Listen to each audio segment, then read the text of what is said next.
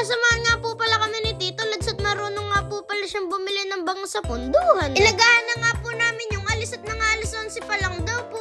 Lubog na po sa mga dadaanan namin. Di na nakalang din po pala kami dumaan sa may Santa Elena kasi po ginagawa pa po yung tulay doon sa may halang. Diyos ko po, ng 43 pa nga lang daw po pala itubig pahirapan na daw po dumaan din yung mga maliliit na tricycle Partida pa po wala pa pong bagyo. Paano po kaya pagka po bagyuhan na naman po tapos po sumabay pa po yung mga high tide di wala na naman pong nakapaghanap buhay na maliliit na tricycle. Diyos ko po rin itong nasa San Nicolas na nga po pala kami bago nga po pala kami pumunta ng punduhan kakain nga muna po pala kami at nagugutom na nga po pala. Dini nga po pala kami kumain kay Kasarap Lang at nadalas ko nga po ring makita sa Facebook lagi pong sold out Diyos ko po ang sabaw ng pares na nga lang po pala inadat na namin kaya nga po pala ginawa na lang po na yan ang paraan. Nilagyan na nga lang po pala ng toko at baboy ni Kasarap Lang ubar na kako yan bisa lang. Si Daddy at Lods nga po pala ang kinain po nila lugaw na may lamang chicharon bulaklak Naalala mga lods.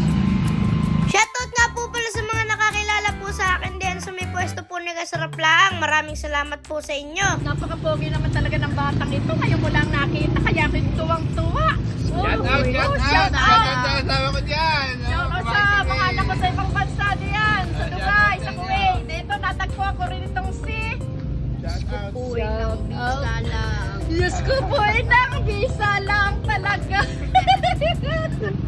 Shoutout nga po pala kay Kasarap Lang. Supportahan niyo po yung para sa niya din sa may San Nicolas. Diyos ko po, ng sarap lang. Ering at pagyari nga po pala namin kumain Pumunta na nga po pala kami din po sa may punduhan po ng bangus ni Boss Rod. Saktong-sakto nga po yung pagdating namin Nagbababa na po ng bangus yung malaking bangka po ni Boss Raymond Banal Shoutout po sa inyo. Layo lang po ng binahe ng mga bangus na Alam ko po yung mga parsela po nila Boss Raymond Banal doon pa po sa banda naman lola ko sa may Lubao, Pampanga sa may bangka. Kaya nga po pala sa Madya po kami din sa may punduan ng bangus ni Boss Rod bibili po kasi kami ng bangus na gagawing tinapa Yung mga pinupunta po kasi bangus din fresh po tsaka mga quality Diyos ko po Bali ang bibilin nga po pala namin bangus na gagawin po namin tinapa Tumitimbang nga po pala ng 700 grams kada isa. At binigyan pa nga po pala ako ng pangulam ng nagluwas Maraming salamat po sa inyo. Syempre po bilang pasasalamat po sa mga followers ko din namigay din po ako ng sticker.